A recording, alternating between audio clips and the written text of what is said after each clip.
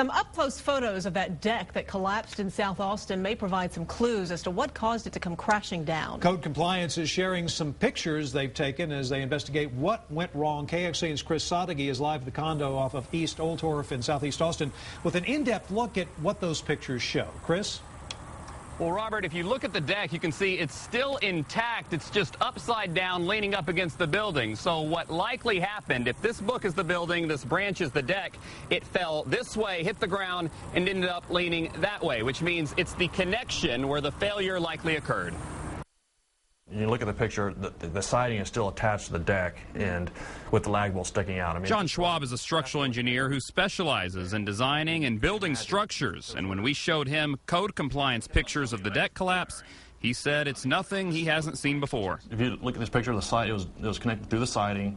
It was ripped off. I mean, unfortunately, this is a common problem. John showed us a picture from an industry magazine that looks very similar to these released by Code Compliance. In both, John says the problem happens when the old construction meets the new. The connection between the deck and the building was not good. That's where the interface there is where we had the failure. Whatever the deck was bolted into behind the siding of the building was not strong enough to hold it.